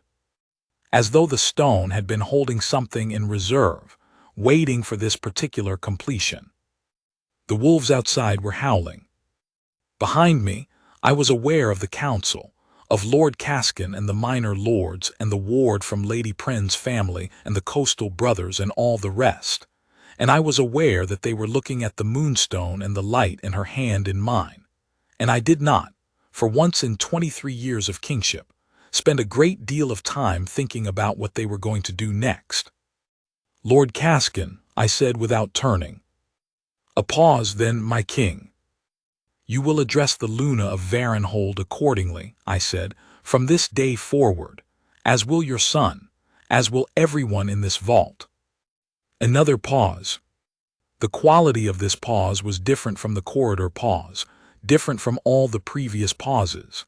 It was the pause of a man understanding, completely and finally, that a thing has shifted and will not shift back. "Yes, my king," said Lord Caskin. And behind him, with the small sound of fabric moving and men settling to their knees, the council bowed. The hours after the rite were, in their way, as remarkable as the rite itself. The practical matters came first, because practical matters always do. Orvath materialized at my shoulder with the relevant administrative questions. Where would the Luna be housed? What needed to be communicated to the senior staff? What was the protocol for the formal announcement to the broader territory? Should the Eastern Lords be notified before or after the coastal houses? What was the timing on the formal documents? I answered these questions methodically, with one exception. I asked that the relevant staff in the East Wing be informed directly, by name, of the change in Sable's status, before any broader communication went out. Orvath understood why. He arranged it. Elder Howe came to find me in the hour after the council dispersed, when the vault was quiet, and the moonstone had settled to a warm, low glow that it had not had before, not the blazing intensity of the rite, but a warmth that suggested it intended to remain lit. He brought the green volume and the original grant documents and the survey notation I had made, and he added them to a new section of the archive that he told me, with considerable satisfaction, he had been preparing for some years. "You believed this would happen," I said. "I believed," Elder Howe said carefully, "that the records were clear and that the stone did not make errors. The rest depended on people, which is less certain." He looked at the warm glow of the moonstone from the vault's doorway. But in my experience, the stone also has a way of arranging matters. Timing is not entirely accidental. The 11 days, I said. He looked at me. My wolf was restless for 11 days before she arrived, I said. I've been wondering about that. Elder Howe thought about this. The ward arrangement was set 3 months before her arrival, he said. The invitation to House Veth was among the first sent. She was presumably preparing for some months. So the stone. I don't know, Elder Howe said, with the honesty of a man who had spent 50 years in an archive and had learned to be clear about the boundaries of what he knew. I know that the stone responds to the bloodline and the bond. I know the bond is not manufactured. It precedes everything. It simply is. He paused. The wolf knows before the man does. The wolf knew 11 days early, I said. Or, Elder Howe said, the wolf always knew, and 11 days before she arrived he could not ignore it anymore. I thought about this for some time after he left. I found her in the East Wing in the early evening. The kitchen runner, the young girl whose name I now knew was Pell, had already been there. There was a beeswax candle, new, and a small plate of something from the kitchen, and the evidence of someone having made the room feel, with small gestures, like a celebration. She was standing at the window when I knocked and came in. Orvath will want to move you to the north apartments, I said. I know, she said. Not tonight if you don't want. She turned from the window. There was something different in the quality of the room that had nothing to do with the candle or the plate. It was her, something that had changed in the hours since the vault, not dramatically, not in any way that was performed, but changed. As though something she had carried for a long time without noting its weight had simply become lighter. The Moonstone is still lit, she said. Orvath told me. Elder Howe thinks it intends to stay lit, I said. She looked at me. He said the stone doesn't make errors, I said. No, she said, I think that's right. I came to stand near the window, but not so near as to crowd the small space. The East Wing courtyard was blue with winter dusk. The same courtyard I had watched from the high window in the first week, when I had told myself I was not watching. Lord Caskin bowed, I said. I saw, she said. His son bowed, I said. I noticed that more, she said, with a quality in her voice that was not gloating and was also, specifically, not the carefully controlled nothing she usually applied to Den Caskin. He will behave correctly from now on, I said. I intend to be clear with him on that point. You already have been, she said. Twice, he'll understand. I looked at her. Are you defending him? No, she said. She considered. I understand him. He was taught that rank is the whole of a person. He's learning that it isn't. A pause. Some people learn that more comfortably than others. This was, I thought, an extraordinarily generous assessment of a young man who had spent 3 weeks making her life small. I said so. I've spent 27 years as the daughter of a house that had lost everything except its name, she said. I know what it looks like when someone is afraid that they are not enough without the trappings. She met my eyes. I don't have much patience for it, but I understand it. I stood with this for a moment. How old are you? I said. 27, she said. I am 41, I said. I know, she said. Does that? No, she said. The courtyard was very blue. The winter light had a particular quality at this hour, the blue that came just before full dark, and it fell through the window and made the room the color of something in between. I will want to learn Varenhold, she said. The way it works, the people, the systems, the actual day-to-day of the keep, not from briefings, from going and looking. I'll arrange it, I said. The stable master has a routine. I'll arrange it, I said. Whatever you want to look at, wherever you want to go. She regarded me. You're going to be very easy to work with, she said, or very impossible to work with. I can't tell which yet. Neither can I said. I've never done this before. Being a king. Having a Luna, I said. She looked at me for a long moment with the dark, steady eyes that were not, tonight, guarded. I've never been a Luna, she said. We'll work it out. We will, I said. The courtyard outside went a full dark, and inside the room the beeswax candle made its warm circle of light, and outside through the walls of the keep and the towers and the gates of Varenhold, the wolves were still, the way my wolf had been still since the day she came through the door, in the particular stillness that is not the absence of movement but the presence of the thing that has been waited for. The winter passed in the way of winters in Varenhold, which is to say, slowly, coldly, with the particular intensity of a season that demands full attention. The Thornberry mare recovered completely by the new year. The Eastern Road problem was resolved in a council session that took 3 hours fewer than I had anticipated, partly because the notes I had prepared were better organized than usual and partly because I had a second set of eyes on them before the session. A set of eyes that had read every territorial agreement in the archive, and that found the discrepancy in the Western Survey appendix that had been creating the underlying confusion for 6 months. She did not announce herself. She set a single note beside my dispatch folder with a line circling the relevant paragraph. Orvath, reviewing the resolved road agreement afterward, looked at the note. He said nothing. He filed the agreement. We did not discuss the note. This became a pattern. Not in any dramatic way, she was not my advisor in any formal capacity, not in the first months, though that changed in time. But she read everything, as she always had, and she had opinions, as she had always had, and she communicated them in the precise and economical way that she communicated everything.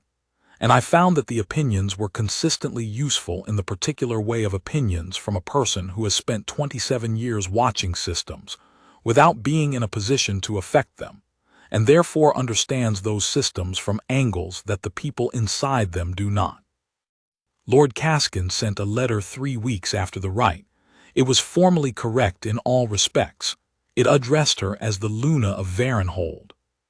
It contained, in the 3rd paragraph, a sentence regarding a trading arrangement that had been in dispute for some years, in which the Caskin position softened considerably from its previous standing. I read it and gave it to her. She read it. He wants to start over, she said. It appears so, I said. His instinct for self-preservation is sound, she said. It is, I said. I'll meet with his son, she said. Not formally, informally. In a few weeks when things have settled, it's better to understand each other than to maintain an opposition. I looked at her. You disagree, she said. I don't disagree, I said. I'm surprised. By what? By your willingness to extend that to him, I said, after 3 weeks of his behavior. She was quiet for a moment. He is 20 years old and has been taught wrong things, she said. If I can't find a way to work with every young lord in this territory who's been taught wrong things, I am going to have a very limited council. She paused. He's bright under the performance. I watched him at the briefings. He listens when he thinks no one is evaluating him. He listens, I repeated. He listens, she said. That's something to work with. I found that I was looking at her with an expression that I had no particular name for, which was itself unfamiliar, because I generally knew what my expressions were doing. She met my eyes and read whatever was there. What, she said. You are going to be, I said, a very specific kind of Luna. Is that a concern? No, I said. It is not a concern. She tilted her head barely, in the way that meant she was reading me. Then she went back to the dispatch she had been looking at, and I went back to the road agreement, and outside the council chamber windows the winter light was the cold, clear blue of a day that was going to stay fine, and my wolf, who had been still since the day she came through the door, settled into the quiet that was not stillness but peace. The formal ceremony was in the 3rd month of the new year, when the worst of the winter had passed, and the roads were clear enough for the Eastern lords to travel. Elder Howe oversaw the preparation of the traditional records. The senior council contributed their formal attestation, which Lord Caskin signed first, as was his right by rank, in a hand that was entirely steady. His son was present as a witness, standing correctly, conducting himself with the attention of a young man who is trying to become a different young man, and finding it effortful but possible. Sable wore the color of the founding house, a deep blue-green that was described in the old records as the color of the Veth Valley lakes in late summer. She had found the reference in Elder Howe's archive 3 weeks before the ceremony and had asked him, with characteristic directness, whether the tradition was still observed. He had told her it was. She had arranged the rest herself, without fanfare, without requesting resources she had not been offered. The dress had been made by the keep's seamstresses, who had apparently received precise and gracious direction from her on the specific requirements, and had produced something that was, by any standard, extraordinary. I saw it when she came into the vault for the ceremony. I did not say anything about it for several minutes because my wolf had done something to my ability to speak, and when I recovered I said, quietly, because we were not yet in the formal part of the proceedings. The old records described it accurately. She looked down at the blue-green fabric and then at me. You read that? I read everything in the archive eventually, I said. Elder Howe keeps it very accessible. He does, she said, and the corner of her mouth moved in the way that was almost a smile and was, in its restraint, better than most smiles. The ceremony proceeded. The formal words were said, the records were witnessed, the council gave the attestation. When I placed the traditional token of the Luna's recognition, a ring of Varenhold silver, old, my great-great-grandmother's, which had been in the vault since her death, on her hand, the moonstone in its cradle at the far end of the vault lit again, not the blazing gold of the right but the warm, steady glow of something that had decided to remain. The council saw it. Lord Caskin, in the front row, bowed his head. She looked at the stone and then at me and said nothing, which was the right thing to say. I held her hand. The wolves did not howl this time. They did not need to. The thing was already done, had been done the morning in the east wing when she said I will be at the right, and I knew what she meant, had been done in the archive the night she said Aldrich for the first time, had been done 11 days before she arrived when my wolf stopped pacing and started waiting, had been done 300 years ago in a bloodline that had not known, for a very long time, that it was waiting to be found. Den Caskin came to her in the 4th month, as she had predicted. He came formally and asked, with an effort that was visibly costing him something, whether she would have time to explain a particular element of the council procedure that he had not understood. She made time. I learned of this from Orvath, who had been present for the relevant 15 minutes and who described the conversation with the careful neutrality of a man who had been neutral about things for years and was occasionally moved by events to reconsider the strategy. She explained the procedure clearly, Orvath said. He asked a good question. She told him it was a good question. She told him it was a good question, I repeated. She told him that the follow-through he was describing was where most people in his position made errors, and that his instinct to think about it was sound. Orvath paused. He looked, I would say, as though he had not been told he had a sound instinct recently. No, I said, I don't suppose he has. He asked if he might come back with further questions, Orvath said. She said yes. I sat with this. How did she seem? Patient, Orvath said. Efficient. Not warm exactly, but not cold. A particular quality of intention, I would say. She intended him to learn, and he knew it. I nodded. He will be, Orvath said carefully, a better lord for it, in time. He will, I said. She already knew that. Orvath looked at me. You knew it too, he said. I knew it when she said it, I said. I wouldn't have thought of it on my own. This was the thing that continued to surprise me. in the way that the best things continue to surprise you. Not that she was useful to Varenhold, which was self-evident. Not that the council had adapted to her with a speed that suggested they had been waiting for someone to tell them how to think about what they were seeing. Not even that the territorial agreements of the spring session went more smoothly than any session in my recent memory. What surprised me was that I was a different kind of king than I had been 6 months before, and not in a way that felt like loss. My father had been warm and had made errors of sentiment. I had been cold and had made a different kind of error, which was to confuse distance for clarity.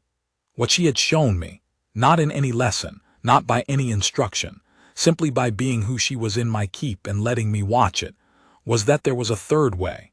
To be both clear-eyed and fully present, to see the systems and also the people inside them, to know what was true and also care whether the truth served the people it was supposed to serve. I was learning this. It was a long process. She was patient with the long process. "You never stop working," I told her once in the archive in the evening, in what had become our established time, in what had become our established space. She looked up from the volume she was reading. "Neither do you." "That's different." "Is it?" "I'm the king," I said. "And I'm the Luna," she said, "which is a different kind of work and also the same kind of work." She looked at me. "What would stopping look like?" I thought about it. "I don't know," I said. "No," she said, "neither do I." She went back to her volume. "We'll work that out too." The summer came. The Thornberry mare foaled, a strong colt that the stable master named without hesitation, with the particular satisfaction of a craftsman whose work has been vindicated, in honor of no one specific and everyone who had noticed the problem in the first place. The Eastern Road was rebuilt. The coastal trade agreement produced its first full season of results, which exceeded the projections. Lord Caskin's son sat in on 4 council sessions and asked 3 questions, one of which caused a revision to a proposed border protocol that Caskin's own senior advisor had been pushing through unchallenged for 8 months. The 2 acres of Veth pasture were formally returned in the summer session. The boundary survey error had been in the territorial records, official notation in Elder Howe's archive, and when the matter came before the formal review process, the outcome was straightforward. It would not have come before the formal review process on its own. It came because she had built relationships, quietly and consistently, with the Eastern Lords Council liaison, and because the liaison had understood, through those conversations, the extent of the documented case. She mentioned this to me only after the fact. "You could have brought it to me," I said. "I know," she said. "Then why?" "Because the record I'm building," she said, "in this territory and with this council should be based on what I'm able to do, not on what you're able to do on my behalf." She paused. "The result is the same. The foundation is different." I looked at her. "I told you," she said with a not-quite smile. "I needed to learn Varenhold. I've been learning it. And the 2 acres of pasture are technically mine now," she said. "I'll add them to the Veth holding." A pause. "It's not much to add to a crumbling hall and a title."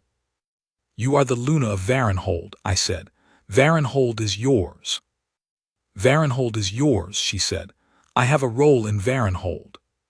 That is different from the crumbling hall and the title being mine." She met my eyes. "I don't want to fold those things into what I have here. I want them to stand on their own, even if it's only 2 acres and a crumbling hall." This was one of the things I had come to understand about her that was not available in any archive document. She kept accounts very carefully, not because she was cold, but because she knew the difference between things given and things built, and she needed the things she had built to remain legible, to herself at least, as things she had built. It was the same discipline that had kept her at the kitchen door stool without complaint, that had made her read the founding records in search of 2 acres she could not currently reclaim, that had brought her to the archive in the evenings for the archaic script, and the particular truth of what had happened to her house and her bloodline. She had not expected anyone to step forward for her. She was learning, slowly and with the same careful discipline she applied to everything, that someone had. "The crumbling hall," I said, "will still be the crumbling hall. We can repair it if you want." She looked at me. "You'd repair a crumbling hall in the southern foothills, because it belongs to a minor house with 2 acres of pasture."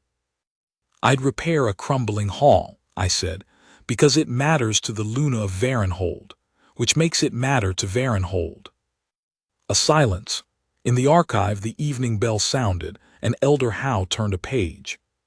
"Yes," she said quietly, "all right," and then after a moment, "Thank you."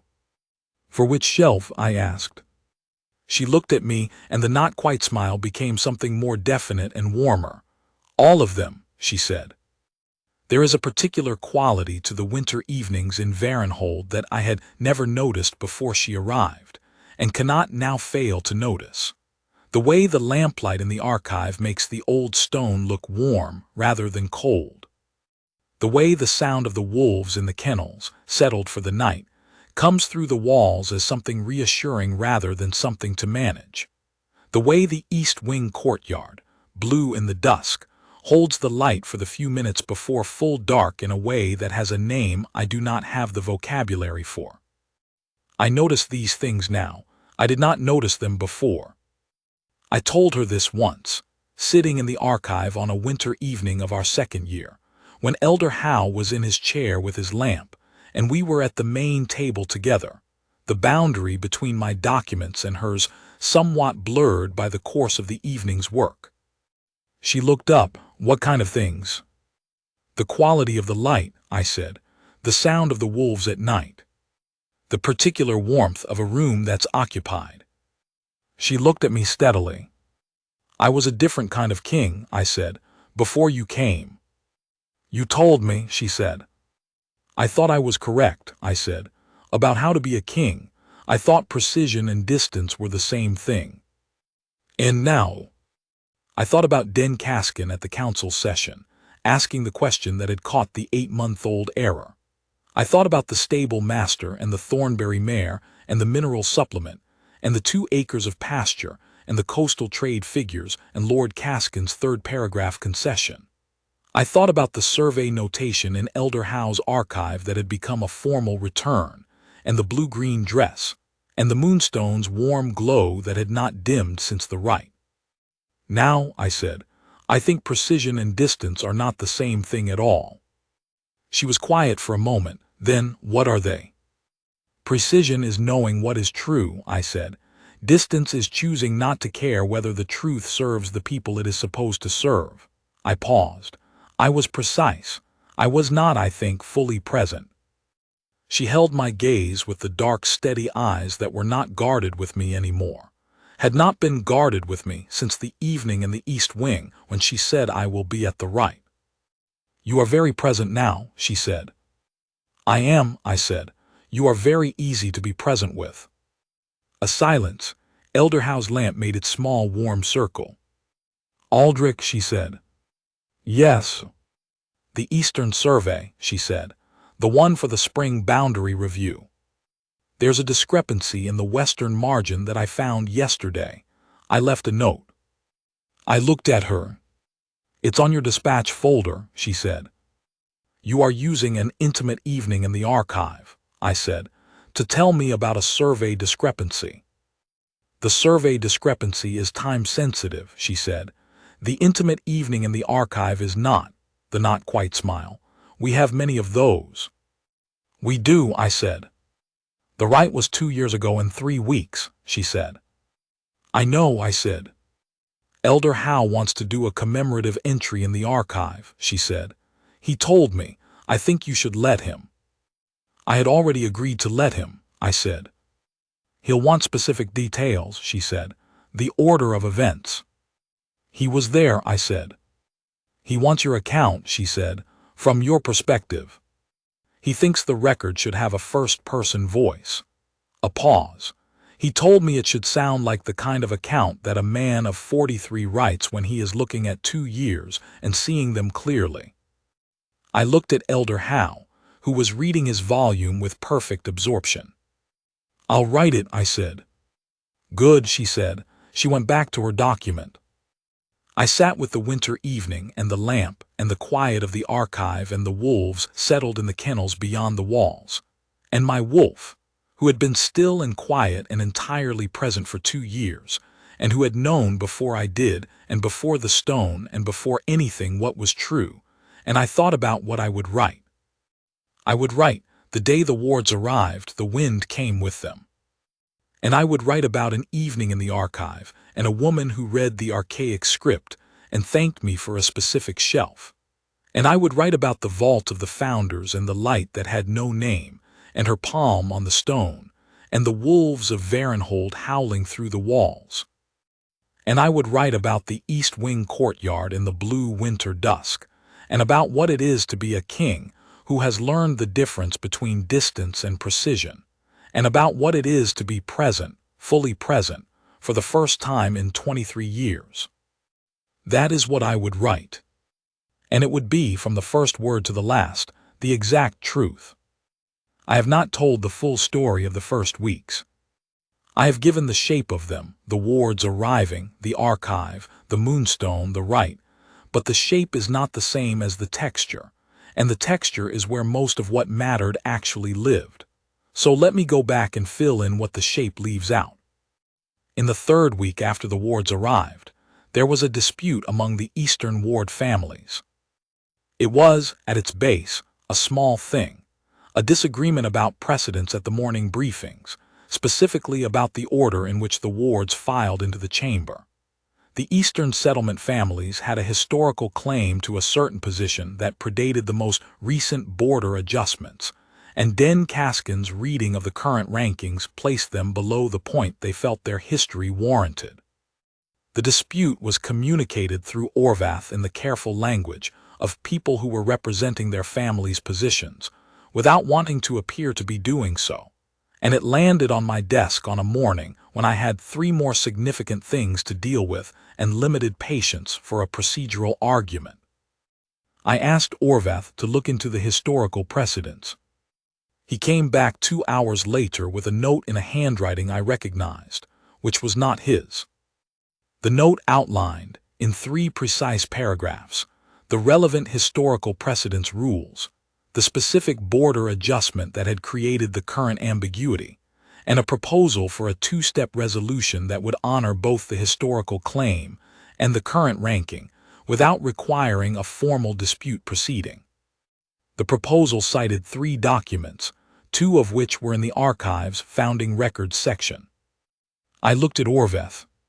"The ward from Veth," he said, with the careful neutrality of a man who is being very careful.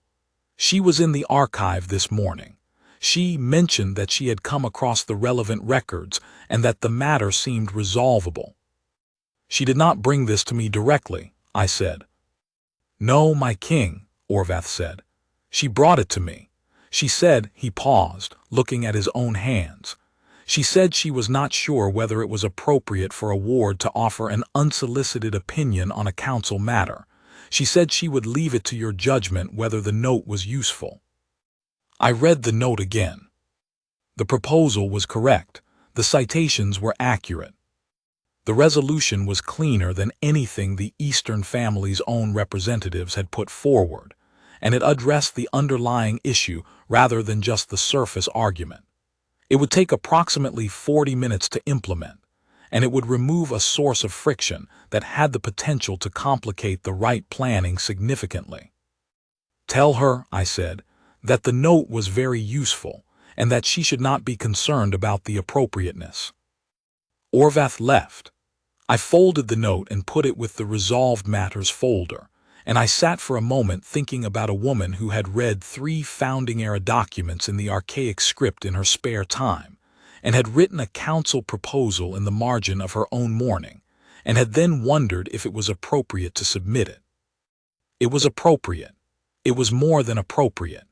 It was the work of someone who had been told, most of her life, that her contributions were not the kind of contributions that were welcomed in rooms like this, and who had carried on contributing anyway, quietly, through the form of a note to the steward rather than a direct address to the king, because the steward was a safer door. I thought about safe doors and unsafe doors for a while. Then I went back to the Eastern Road problem, which was, at least, the right size and shape for me to manage. In the 4th week, she found the water rights discrepancy. This was not the same discrepancy I would later discover. She had been researching for her own house's records. This was a different one entirely, involving the mill arrangements along the Eastern River branch and a lease agreement that had been renewed automatically for 70 years without anyone reviewing whether the original terms still reflected the actual usage. They did not. The current terms were significantly favorable to the mill family at the expense of the downstream farming households, in a way that had compounded slowly over 7 decades into something that was not dramatic but was persistent and unfair. She left a note, again to Orvath. She had by this point established that Orvath was the appropriate channel. The note was factual.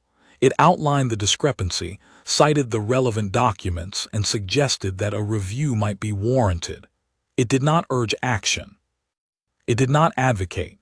It stated what was true and left the rest to the people whose place it was to decide. I read it and brought it to the Eastern Affairs Council, which spent 40 minutes arguing about whether the discrepancy constituted a formal grievance or a technical review matter, and ultimately resolved to conduct a formal review. The review took 2 months and resulted in a revised lease that was fairer to the downstream households and still profitable for the mill family, who objected briefly and then accepted the revised terms because the revised terms were, on examination, reasonable. The downstream households did not know, in any formal sense, what had prompted the review. But word travels in ways that are not formal, especially in the keeps of the north, and Orvath told me in the late autumn that among the farming families of the Eastern River branch there was a favorable impression of the new ward from the minor house, the quiet one, the one who'd come without an escort and who knew the names of the kitchen runners. "They call her the Veth girl," Orvath said, not unkindly. "I see," I said.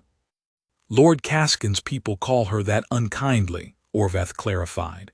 "The farming families call her that as a distinction, a way of identifying which ward from among the several." He paused. "There is a warm quality to the distinction." I looked at my wolf, who was not accessible to direct conversation, but whose current feeling on the subject was unambiguous. "Is there anything else?" I said.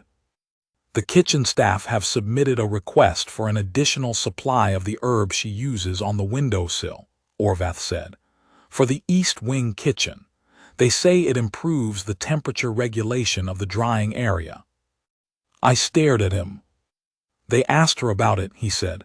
"She told them they want to use it." "Approve the request," I said. "Of course, my king," said Orvath and left. In the 5th week, there was a small crisis with the kennels. One of the older wolves, a gray female who had been in the pack for 14 years, and whom my wolf regarded with the particular deference owed to longevity, was showing signs of a respiratory illness.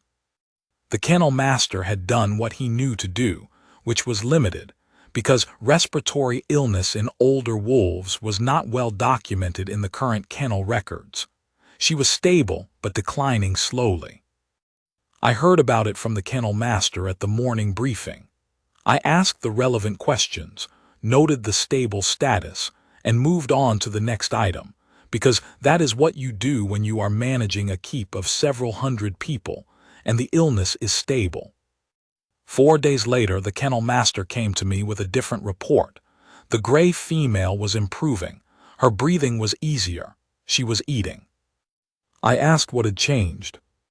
The kennel master described a treatment that involved a specific combination of steam, a mineral-infused cloth, and a particular herb preparation applied to the throat and chest area. He said the instructions had come from the archive, specifically from a volume of the old packing records that contained natural treatments for wolf illness. He said the treatments were working. He also said he had not found the volume himself. It had been brought to him by one of the kitchen runners, with a handwritten summary of the relevant passages. I knew the handwriting. I did not say anything to the kennel master. I thanked him for the update and said I was glad the gray female was improving, and I meant it. And after he left, I sat with the specific feeling of watching something you thought you understood turn out to be larger and more intricate than you had accounted for. She had been in the keep for 5 weeks. She had been busy. I went to the archive that evening specifically to find her, rather than using the pretense of research that I had been maintaining up to that point. She was there, at the secondary table, reading what appeared to be a volume on northern plant cultivation. She looked up when I came in. "The kennel master told me about the gray female," I said.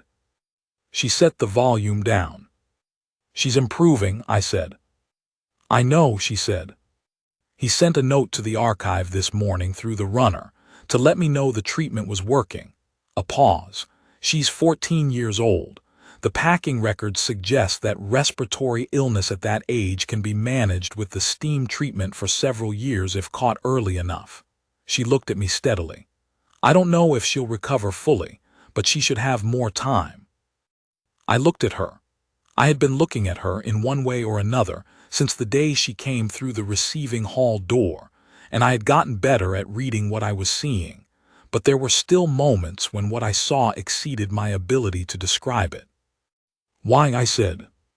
She met my eyes.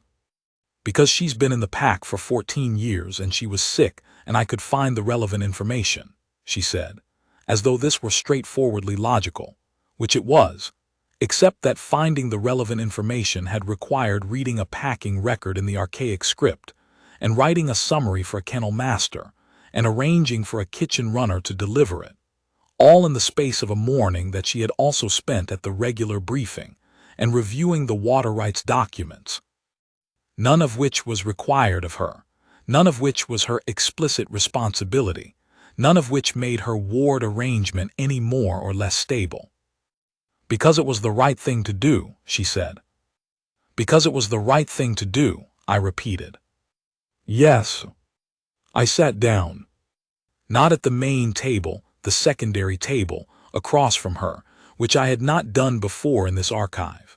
She watched me do it with an expression that was not unreadable. "May I ask you something?" I said. "Yes," she said. "The Eastern Ward family's precedence note," I said. "The water rights discrepancy, the gray wolf, the Thornberry mare." I paused. "Every one of these was something you found and addressed through indirect channels, through notes to Orvath, through the kennel master's runner, never directly." "No," she said, "not directly." "Why not?" She was quiet for a moment. This was not evasion. She was thinking about how to say something accurately, which was always what the pause meant with her. "I have been a ward for 6 weeks," she said. "I am the daughter of a fallen house. My position here is—" She paused. "I know what my position is, and I know that there are things I can see because of what I've spent 27 years doing, which is paying attention from a position that doesn't have the authority to do anything about what it sees. I've been paying attention for a long time. I have a lot of accumulated observation." Another pause. "But the appropriate use of that observation is not for me to walk into the council chamber and tell the Alpha King how to run his keep." "It's not," I said. "Not yet," she said. I looked at her. "Perhaps eventually," she said, "when I understand Varenhold well enough to know whether what I'm seeing is accurate, when I've been here long enough to have standing." She met my eyes. "For now, Orvath is a better channel. He knows what to do with information. He knows which doors it belongs in." "And if I told you," I said, "that the appropriate channel was directly to me?" She considered this for a long moment. "Then I would adjust," she said, "if you were sure that was what you wanted." "I am sure," I said. She nodded once, the specific nod that meant she had registered something and intended to act on it. "The Eastern Grain Assessment," she said immediately. I blinked. "I beg your pardon." "The Eastern Grain Assessment for the coming spring," she said. "I was reading the archive records this morning and found that the methodology hasn't been updated in 15 years. The current method underestimates the Northern Valley yields by approximately a tenth, which means the council has been working from inaccurate projections.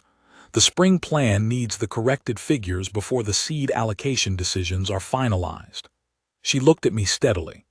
"The relevant documents are in Section 7, second shelf, the gray binding. I can have a summary to you by tomorrow morning." I stared at her. "Or," she said, "if you'd prefer to review the documents yourself." "The summary," I said, "tomorrow morning is fine." "Good," she said. She went back to the Northern Plant Cultivation volume. I sat across from her at the secondary table and attempted to reconnect with the concept of managing a keep without a Luna, and found that the concept had already become somewhat abstract. The grain assessment summary was on my desk the next morning, 3 pages, clear and specific, with the relevant documentary citations and a proposed correction methodology that the council's agricultural advisor later described as admirably direct. I read it over breakfast. It was admirably direct. Lord Caskin came to the morning briefing and found the agricultural advisor already implementing a review based on corrected figures, and looked at the review documentation with an expression that I watched carefully. He did not ask where the correction had originated. He reviewed the numbers, confirmed that the corrected projections aligned with what his own Eastern Territory estates were producing, and said, "This is the right figure." That was all. But after the briefing, he came to speak with me privately, and he said, with a careful restraint that was not his natural mode, "The ward from Veth. She's been reading the archive." "She has," I said. "I see," he said. He was quiet for a moment. "My son was told her house has no standing." "Her house has a name," I said, "which is 300 years older than yours." He absorbed this. "My son," he said again more slowly, "has been told certain things that may not be entirely accurate." "They are not," I said. Lord Caskin was a practical man. He was not a warm man, or a generous one, but he was practical in the way of someone who has been a lord long enough to understand that the quality of the information he works from determines the quality of his decisions, and that some information he had been working from was poor quality. "My king," he said, "the spring seed allocation, if the corrected figures are accurate." "They are," I said. "I've had them verified." "Then the Northern Valley holds will need revision to their quotas," he said. "The eastern border estates, including some of mine, have been contributing to a surplus allocation for 15 years. "I know," I said. "The council will address it in the spring session." He nodded. He was about to leave. Then he stopped. "The grain assessment," he said. "It's in the archive, the relevant documents." "Yes," I said. "The ward has reading knowledge of the archaic script," he said, "not a question." "She does," I said. Another pause. Lord Caskin looked at the middle distance in the way of a man who is updating a set of assumptions. "I see," he said, for the second time in the conversation, and this time the phrase carried a somewhat different weight. He left. I sat in my chair, and my wolf produced a feeling that was, for want of a better word, satisfied, the deep satisfaction of a process unfolding in the direction it was supposed to go. In the 6th week, the week before she found the reference to the founding Luna in the old packing records, she asked Elder Howe if she could see the original documentation of the right of binding. Elder Howe had told me this, in the careful way he had of telling me things he considered relevant, when I came to the archive that same evening. She wanted to understand the full ceremony, he said, not the current summary form, the original records. "Why?" I asked. She said, Elder Howe told me, that she was going to be called forward at the rite, and she wanted to understand what the ceremony was actually about, not just what it was currently used for. He paused. She said she preferred to know the original purpose of things before she participated in them. I sat with this. She read the original records, I said. For 3 hours, Elder Howe confirmed. Including the account of the third Alpha King. Including the account of the third Alpha King, he said. Page 87, a pause, she read it twice. I looked at him. She asked me, Elder Howe said, whether the stone had any mechanism for response other than the bloodline connection. She wanted to know if there were other documented conditions under which it had lit. What did you tell her? I told her that the historical record contained only the one instance and that the conditions documented were specifically the presence of the founding bloodline and the destined bond. He regarded me over his lamp. She said, both conditions. I said, yes, both conditions. She said, not one or the other. I said, no, not one or the other. Both. I understood what she had been asking, not whether her bloodline was sufficient, whether the bloodline was sufficient without the bond, whether the stone would respond to lineage alone. It would not. The record was clear on that point. The stone required both, the blood and the bond. She had known this when she came to the archive on the 21st day. She had known it before she said Aldrich for the first time. She had been sitting with the knowledge that her bloodline was necessary but not sufficient, and that the sufficient part was something she could not manufacture or arrange or produce through archival research, and she had said the rite is a formality with the expression of someone who has looked at the full truth of a situation and decided to state only the part they can honestly state. I had told her I knew what I would do. She had not told me what she knew about the second condition. Because she was precise about the things she knew and the things she did not, and what she had known, what she could know was the bloodline. The bond was mine to name. She had waited for me to name it.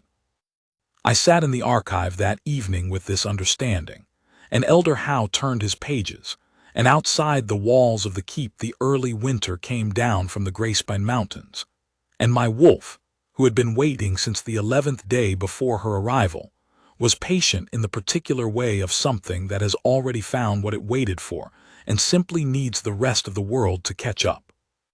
In the rite's aftermath, when the council had dispersed and the vault had been formally closed for the evening, I stayed behind with the Moonstone. This was not planned.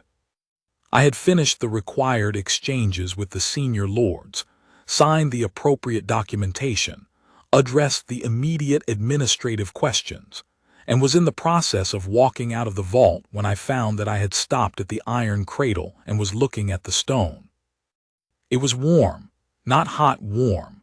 The gold white that had blazed through the vault had settled into something steadier, a glow that sat in the stone the way firelight sits in good stone, not on the surface but from inside. It would, as Elder Howe had said, remain. I stood there for a while, and I thought about what it means for something to remain. Varenhold was old. 3 centuries of rites that meant nothing, 3 centuries of hands placed on a cold surface and removed without incident, 3 centuries of the stone sitting in its iron cradle being what it was.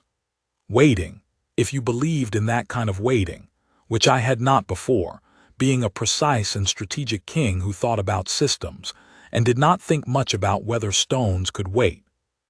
3 centuries of the founding bloodline dispersed through the territory's intermarriages, attenuated, split, thinned, until it ended up in a minor house that had lost everything except its name and its crumbling hall, and then it ended up in one woman on a hard road from the southern foothills, alone, no escort, with a traveling cloak that had been well made once. And she had come through the door, and my wolf had gone still.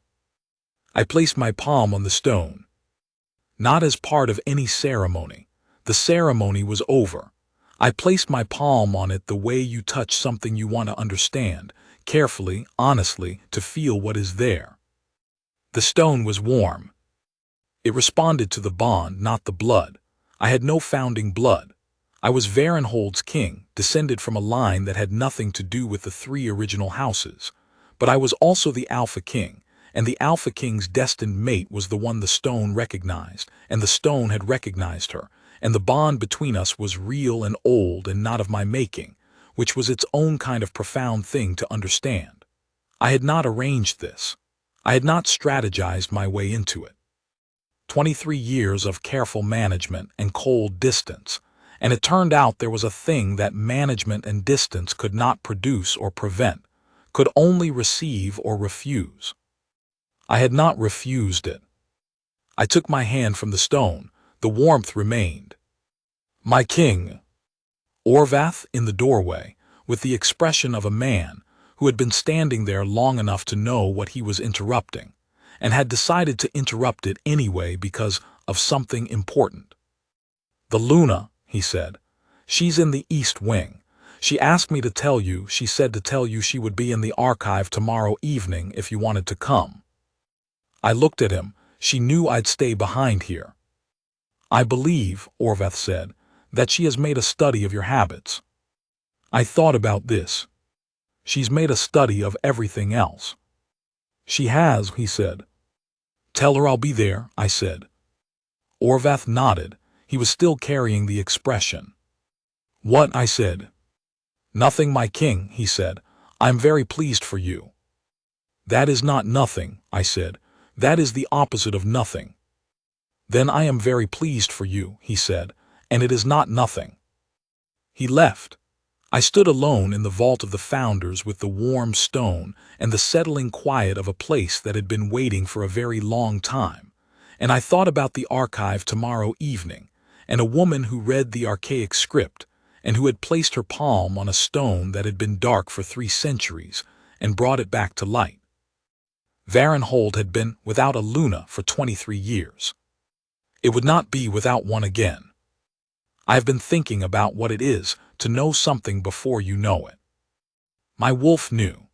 He knew before I was willing to look at what he knew, before the archive evenings, before the stable master's report, before the grain assessment and the water rights note and the gray wolf's treatment, and all the small quiet evidences of a person going about the business of being who they were in my keep. He knew on the 11th day before she arrived, and he stopped being restless and started waiting, and he was simply right, the way the bond is right, the way things that are destined are right, not because someone decided they should be, but because they are, and what a person does with that is either to see it or not see it. I saw it slowly. I saw it the way you see something that is very close to you, not clearly at first, because clarity requires a certain distance, and I was in the middle of it, and I was also fighting the habit of 23 years of being a king who did not let himself be moved by what was designed to move him. But she was not designed. She was simply there, with her archaic script and her careful notes and her names for the kitchen runners and her walk that said the ground was hers. And gradually, the habit of not being moved gave way to the reality of being moved, and the reality was this. I had been a certain kind of king, precise, cold where coldness seemed like wisdom, strategic in the way of someone who has learned to manage systems without fully inhabiting them. And she had arrived, without fanfare, on a hard road from a crumbling hall, and she had inhabited my keep so fully and so quietly, and with such consistent attention to what was true and what served the people around her, that she had changed what I thought a king could be.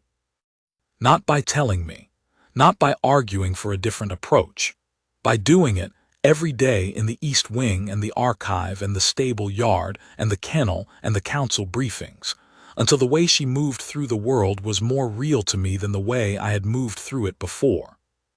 That is what I would put in the archive record, the one Elder Howe has asked for. The change was not the Moonstone, though the Moonstone is the part that will be remembered. The change was 21 days of evenings in an archive, and a woman who thanked me for a specific shelf, and meant it. The Moonstone only said what was already true.